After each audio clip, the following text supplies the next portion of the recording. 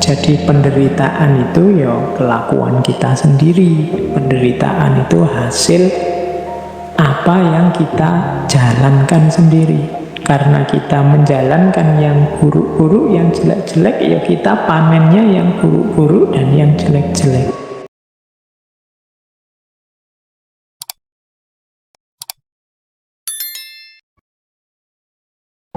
Assalamualaikum warahmatullahi wabarakatuh.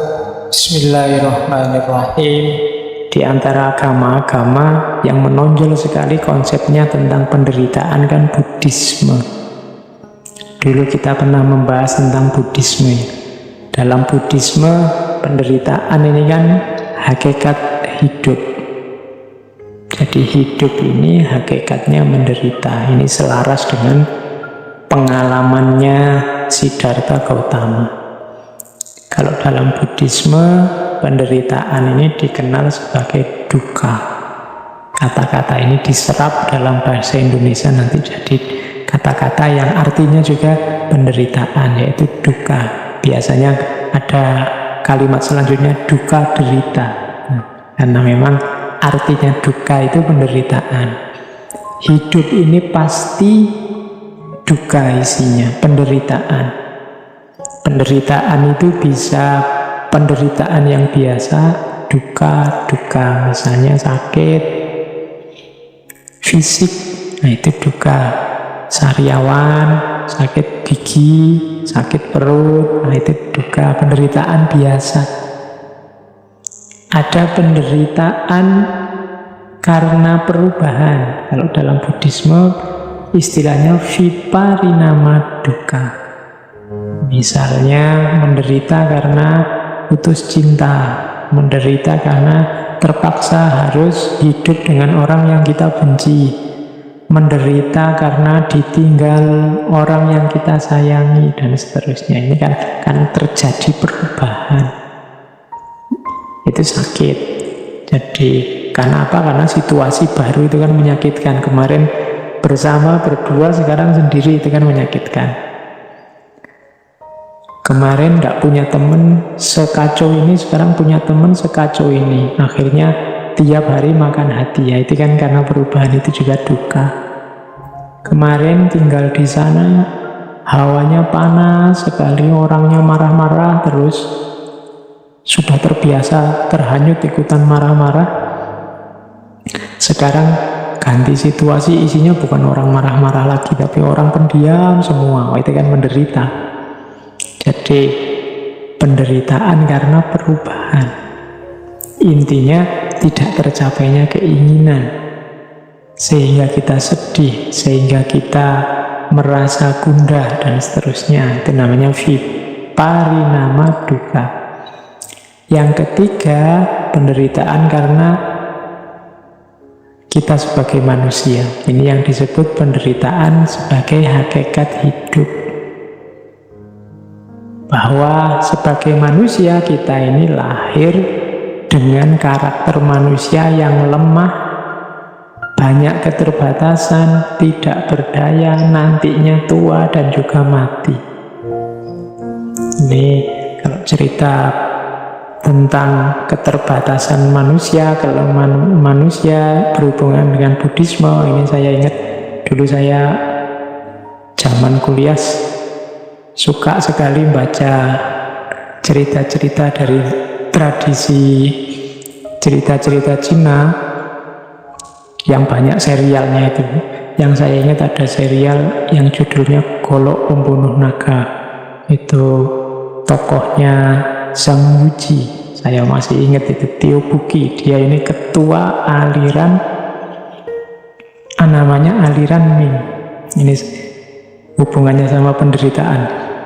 Jadi aliran Ming ini kalau pakai istilah Tiongkok namanya Mingjiao. Mingjiao itu agama cahaya. Ini aliran ini untuk orang-orang Tionghoa yang menganut agama. Dulu agama ini disebut sesuai nama pendirinya, yaitu Mani, dari Persia. Sehingga agama ini dikenal dengan nama Manikaisme. Meskipun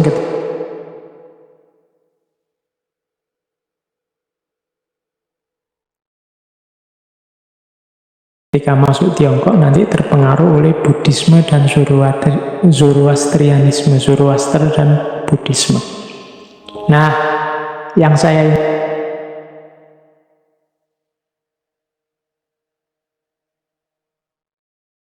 ingat dari novel ini cerita Golok Pembunuh Naga ini yang ngarang namanya Jin Yung. Ada satu syair yang bagus dari aliran agama cahaya Mingjiao ini yang saya ingat sampai sekarang, yang kalimatnya begini kurang lebih maksudnya: hidup apa senangnya, mati apa susahnya. Kasihan manusia di dunia selalu hidup menderita. Itu kalimat ini menurut saya menarik. Ini ada bau Buddhismenya.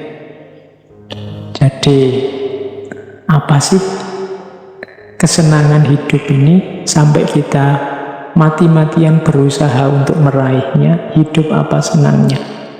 Mati apa susahnya? Apa sih susahnya mati ini sehingga begitu takutnya kita dengan kematian? Kasihan manusia di dunia selalu hidup menderita. Kasihan sekali orang-orang itu ya, hidupnya jadinya susah terus. Tidak ada senangnya. Kenapa? Harusnya dunia ini senang, akhirnya tidak senang karena begitu terobsesi mengejar-ngejar kesenangan dunia. Padahal sebesar apa sih kesenangan dunia itu? Kita juga begitu takut, begitu parno dengan kematian. Padahal apa iya sih kematian itu begitu negatifnya, begitu menyusahkannya?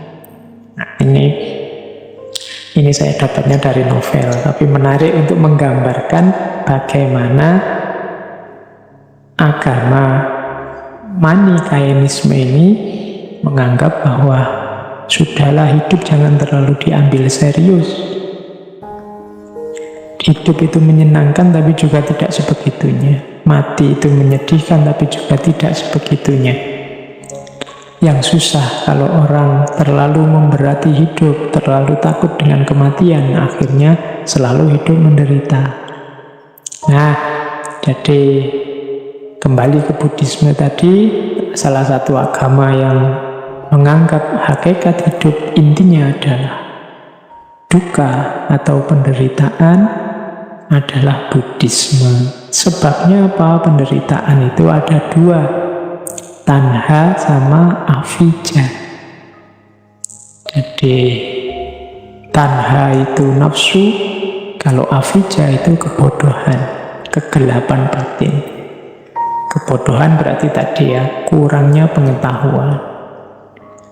Kemudian kalau tanha itu nafsu, keinginan yang tidak terkendali, hasrat yang tidak terkendali.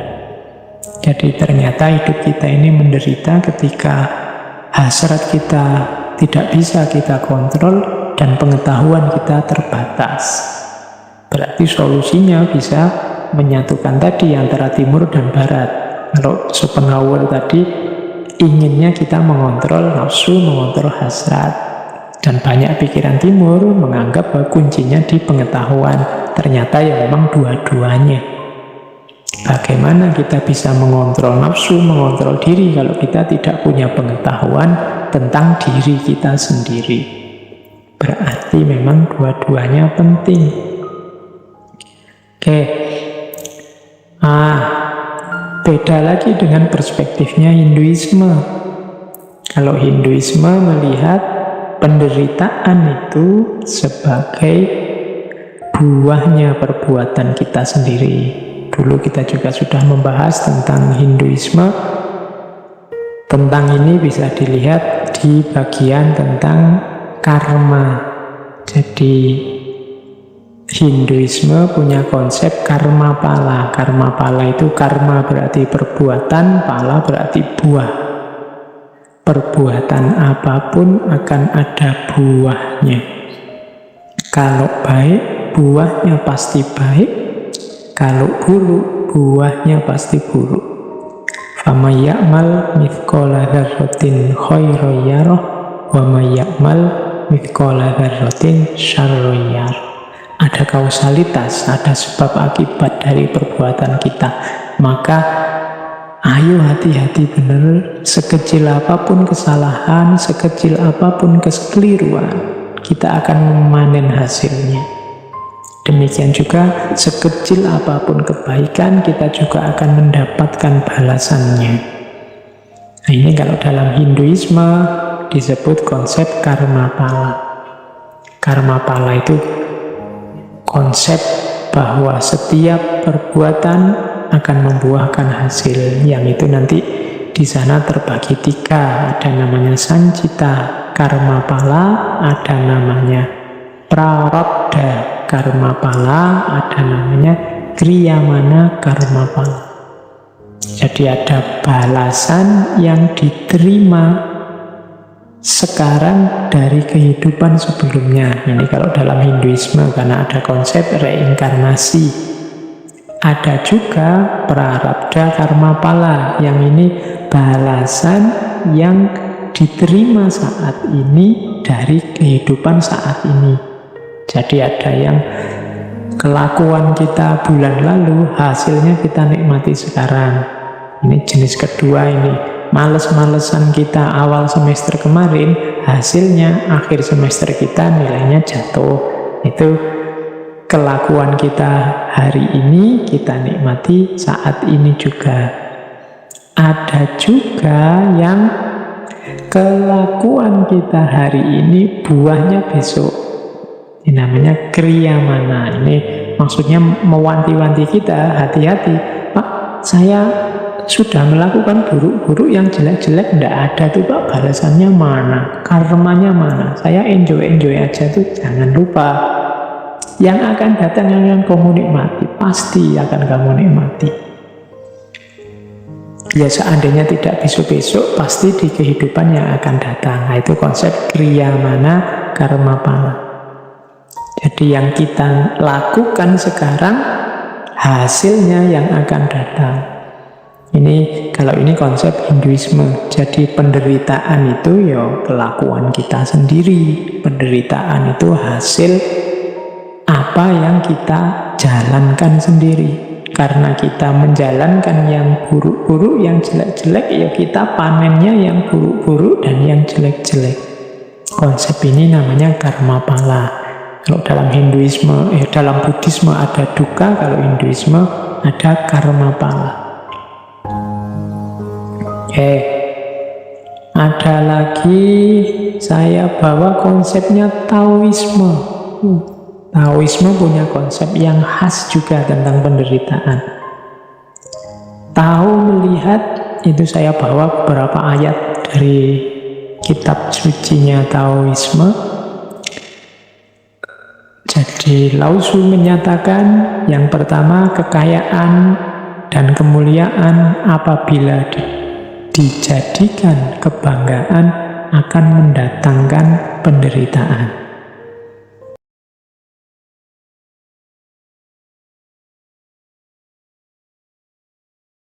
Jadi kekayaan itu hasil kerja kita, kemuliaan itu posisi kita di tengah masyarakat karena perilaku kita. Kekayaan sifatnya materi, kemuliaan sifatnya non-materi. Cuma ini kalau kita jadikan dasar identitas kita yang kita banggakan, akhirnya hanya akan melahirkan penderitaan. Kita akan susah karena itu. Jadi jangan terikat, jangan melekat dengan kekayaan dan kemuliaan. Kita akan kecewa. Kekayaan apalagi lebih mudah habis, lama-lama dia habis. Kalau kebanggaan kita dasarnya kekayaan, pada saatnya kita akan sangat kecewa ketika kekayaan itu habis, atau kekayaan itu mendorong kita ke dalam hal-hal yang tidak kita inginkan. Kemuliaan juga begitu. Kemuliaan itu sangat tipis, bahkan kemuliaan itu kan posisi kita di tengah masyarakat. Dan masyarakat itu bisa mudah sekali mencabut kemuliaan yang kita sandang dalam persepsi mereka. Ada orang yang begitu alimnya puluhan tahun tapi melakukan sedikit kesalahan, satu saja kesalahan, kemudian hancurlah kemuliaan, hancurlah nama baik itu. Kalau dia hanya menggantungkan pada kekayaan dan kemuliaan, maka penderitaan yang dia rasakan akan luar biasa. Itu maksudnya tahu. Maka katanya tahu, seorang bijaksana setelah melakukan pahala bagi dunia lalu mengundurkan diri. Inilah justru yang sesuai dengan jalan tahu. Jadi menurut Taoisme, sudahlah, ayo lakukan kebaikan, ayo melakukan hal-hal yang bermanfaat di dunia ini. Setelah itu tidak usah menuntut apa-apa, tidak usah membanggakan apa-apa. Inilah jalan tahu dan inilah yang aman. Kalau kita tidak menginginkan apa-apa, ya tidak akan dikecewakan oleh apa-apa. Bagaikan alam yang menciptakan segala benda dan isinya, tetapi tidak menganggap sebagai miliknya. Jadi belajarlah dari alam. Alam itu memberikan banyak untuk kita, berkontribusi, memberi manfaat besar untuk hidup kita, tapi alam tidak pernah merasa bahwa karya itu, produk itu adalah haknya. Nah, jadi alam akhirnya lebih stabil, lebih harmoni. Jadi lakukan kebaikan, lakukan kebijaksanaan, lakukan banyak hal yang bermanfaat untuk dunia. Setelah itu tidak usah dihitung, mundurlah. Maka penderitaan tidak akan datang. Bekerja tetapi tidak membanggakan kepandaiannya, berjasa tetapi tidak mengakui pahalanya. Oleh karena tidak mempunyai apa-apa, maka dia tidak pernah kehilangan apa-apa. Penderitaan lahir karena kita merasa tidak meraih sesuatu atau kehilangan sesuatu. Tapi kalau kita tidak ingin apa-apa dan kita tidak merasa punya apa-apa, ya kita tidak akan kehilangan apa-apa. Maka penderitaan juga tidak akan hadir dalam hidup kita. Ini perspektifnya Taoisme. Ternyata memang dalam hidup kita penderitaan itu lebih sering datang karena perilaku kita sendiri, tidak sekedar karena hal-hal yang ada di sekeliling kita. Tadi saya cerita tentang novelnya Jin Young, tiba-tiba saya teringat cerita juga serial, teman-teman mesti akrab. Ini ada hubungannya dengan penderitaan. Tiba-tiba saya ingat, sayangnya slide-nya tidak ada. Jadi kisah tentang perjalanan ke barat. Ya, teman-teman masih ingat ya dengan ceritanya Kera Sakti Sun Gokong. Ini di banyak referensi disebut bahwa cerita perjalanan ke barat itu gambaran tentang perjalanan jiwanya manusia.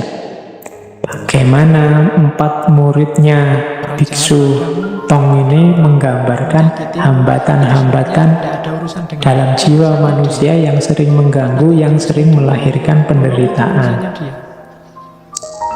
4 ini kan, yang pertama Sun Gokong, yang kedua Patkai, Ju Patkai, yang ketiga Wu Jing yang asalnya siluman ikan, dan yang keempat kuda putihnya. Ini kan empat muridnya sebenarnya menggambarkan komposisi jiwa dan juga karakter yang sering melahirkan penderitaan kalau tidak dikelola dengan baik.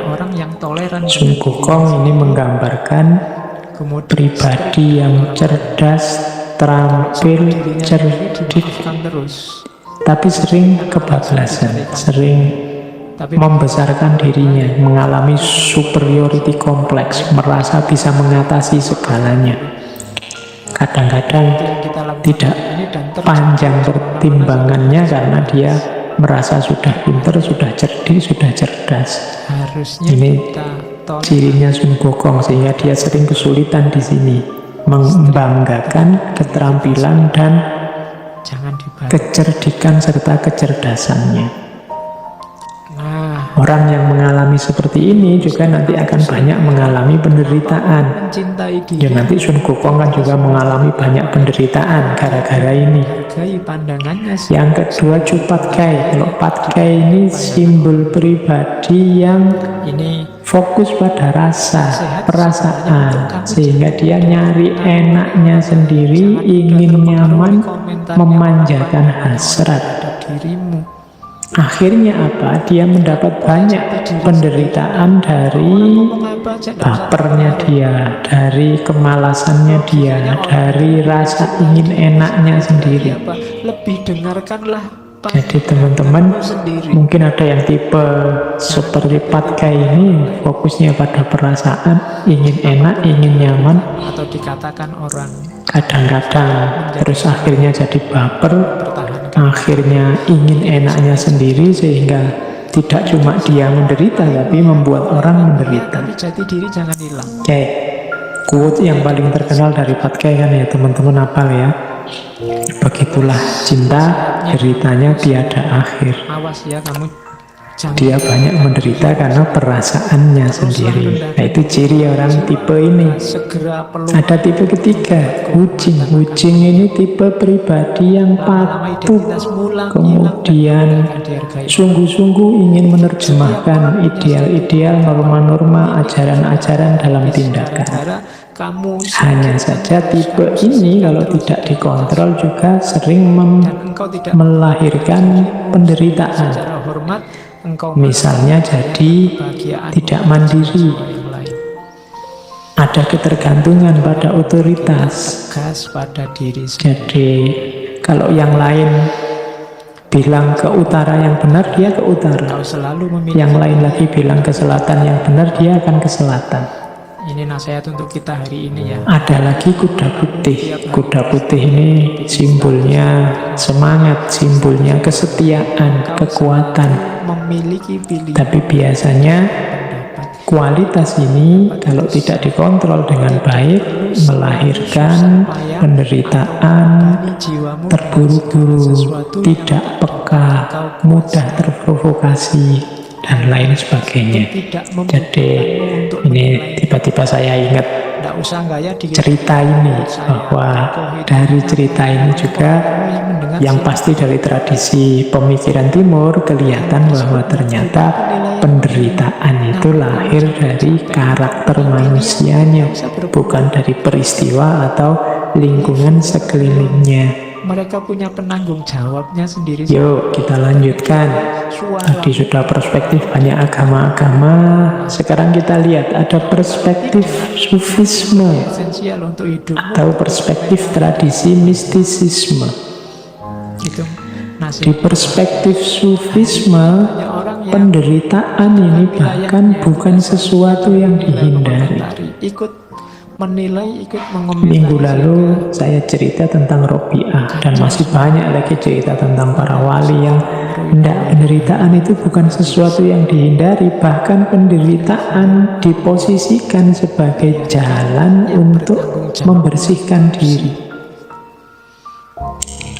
Dalam tradisi mistisisme ada asumsi bahwa jasmaniah manusia, lahiriah manusia, hasrat dan nafsu manusia itu perlu dilemahkan, sehingga yang rohani dan yang hakiki bisa lebih kuat. Cara melemahkannya seperti apa? Dengan jalan membuatnya menderita. Banyak terhenti untuk melakukan kebaikan. Maka para sufi itu kadang melakukan amalan-amalan yang tujuannya memang melemahkan jasmaniah, melemahkan nafsu. Arahnya kemana? Ayo biar rohaninya lebih kuat. Jadi memilih penderitaan sebagai jalan pembersihan diri. Nah, ini perspektif sufisme. Gara-gara khawatir tidak punya ini atau tidak melakukan, biasanya takut mati, dipakai dengan istilah melakukan suluk, melakukan perjalanan via purgativa. Purgativa itu pembersihan diri melalui penderitaan-penderitaan. Melakukan itu, coba berhenti sebentar. Hidup yang justru milih menderita. Ini kan sering ya, meskipun tidak ekstrim, kita misalnya puasa, milih puasa Senin Kemis, milih sholat malam. Ini kan milih yang tidak enak kan. Waktunya orang istirahat tidur kita malah bangun sholat. Waktunya orang boleh makan kita milih tidak makan. Ini kan contoh milih jalan penderitaan. Tujuannya apa? Untuk pembersihan diri. Tapi kadang-kadang yang tidak Modenya ya mode riyadhah, mode mujahadah, tazkiyatun nafas, jalan untuk membersihkan diri. dunia yang namanya kampus, Jadi kadang-kadang sufi itu ada kuliah lebih milih jalan yang tidak enak. Bukan karena tidak pinter, tidak tahu mana yang lebih enak, mana yang tidak enak, tapi sangat tahu. Tapi beliau milih itu untuk melemahkan jasmaninya, melemahkan hasrat nafsunya, sehingga rohaninya jadi kuat. punya rumah, punya mobil, punya itu Ini perspektif sufisme. Hampir di semua tokoh sufi yang kita bahas, terasa bahwa karena nasihat hampir semua sufi lebih memilih jalan hidup penderitaan. bukan takut mati. Menderita secara fisik tidak masalah, asal ruhaninya cemerlang. Menderita di dunia tidak masalah, asal akhiratnya bahagia. Jadi melakukan kebaikan. Menderita sekarang tidak masalah, asal besok bahagia. Nah, logika ini yang dipakai. Kalau di Jawa ada istilah tirakat. Mungkin ada serapan dari bahasa Arab, tirakat dari kata-kata taroka, meninggalkan. Semacam ini. Jadi meninggalkan itu orang yang pantang melakukan sesuatu atau Kesabaran dan pantang memakan sesuatu atau seterusnya. Tujuannya apa? Untuk tadi menguatkan rohani. kepahitan hidup yang luar biasa. Ini perspektif sufisme. Dia bisa sukses. Itu contoh Kemudian ada lagi seorang perspektif tentang penderitaan. overworking. Dulu pernah kita bahas dari Ki Ageng Suryo Mentaram.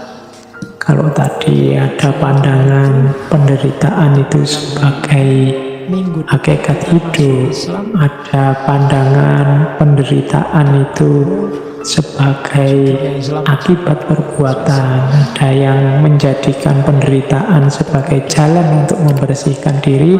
Kalau menurut Ki Ageng Suryo Mentaram, punya jago banyak. penderitaan itu sebagai keniscayaan hidup, tapi sifatnya sementara, silih berganti dengan kesenangan. Oke, saya akhiri sekian. Hidup ini yo kadang senang, yo kadang susah. Wallahu a'lam bishawab. Wajarnya hidup seperti itu. Warahmatullahi wabarakatuh. Tidak mungkin kita hidup ini senang terus, dan tidak mungkin juga susah terus.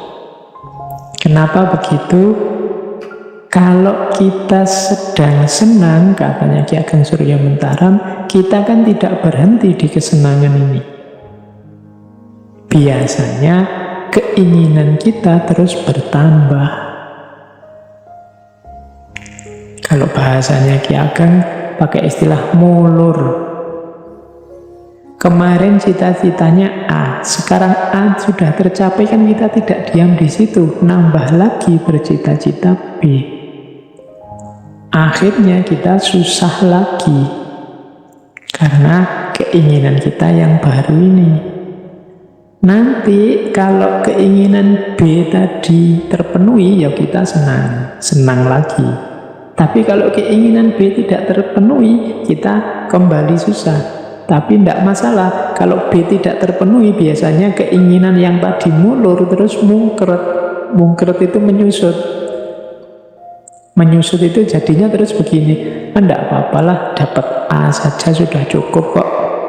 Kita syukuri saja yang A tadi. Itu namanya mungkret. Orang hidup itu selalu begini, gitu loh. Jadi antara mulur sama mungkret. Keinginan itu selalu silih berganti. Kalau terpenuhi senang, tidak terpenuhi terus susah. Setelah susah, keinginannya berkurang. Setelah berkurang, akhirnya dia senang lagi. Tapi terus menginginkan yang lain lagi. Nambah lagi keinginan, susah lagi. Hidup ini silih berganti seperti itu. Kadang senang, kadang susah. Kadang mulur, kadang mungkret. Kadang mengembang, kadang menyusut. Itulah hakikat hidup. Kalau kita menolak juga tidak bisa. Ya kadang senang, kadang susah.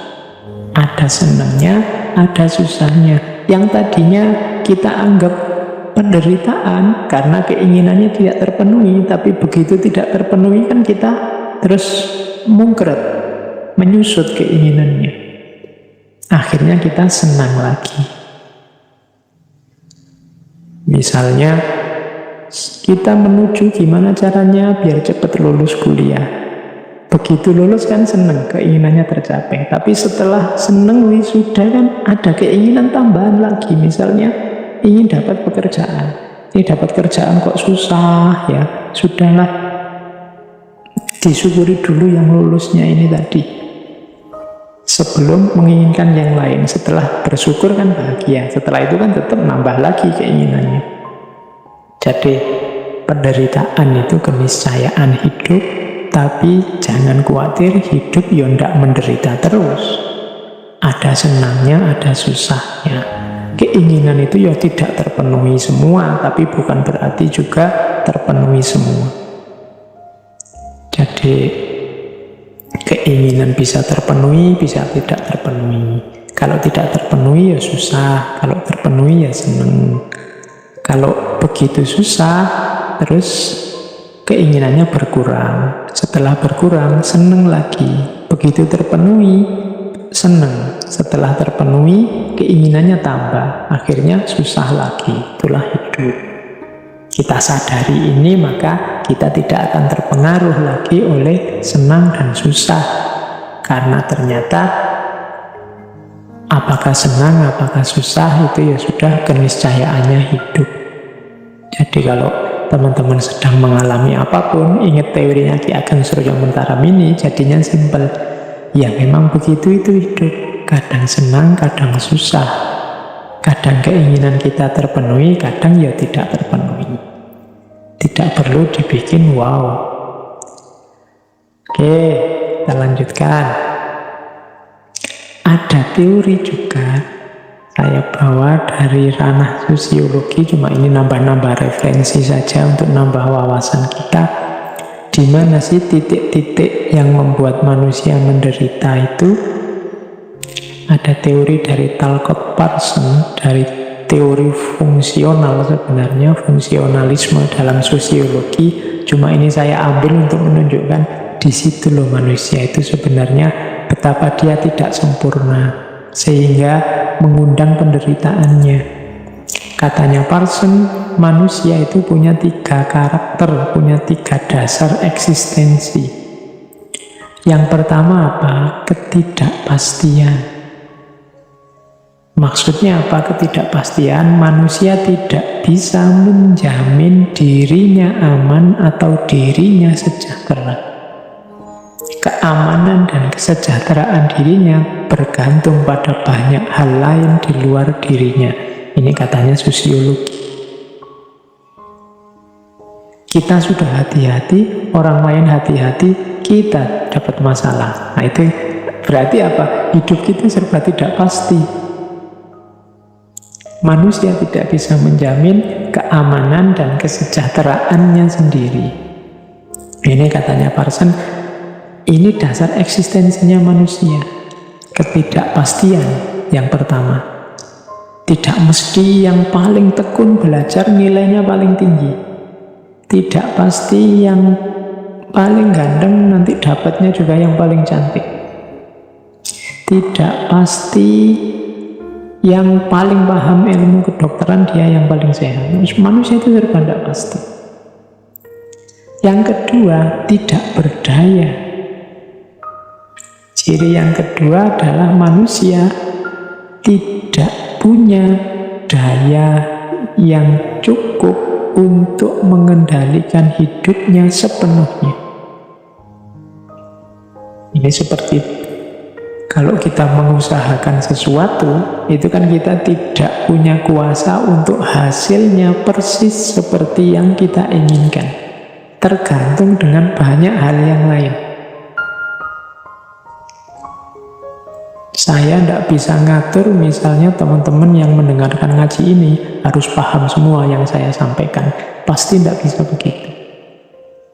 Saya tidak bisa mengendalikan diri saya sendiri untuk gimana caranya saya bisa ngaji 5 jam non-stop dan tidak capek. Itu tidak bisa. Manusia banyak punya ciri ketidakberdayaan. Kita sih inginnya virus ini selesai bulan depan, tapi kan juga tergantung banyak hal. Ternyata manusia yang sering sombong itu punya ciri sebenarnya yang kedua, ketidakberdayaan.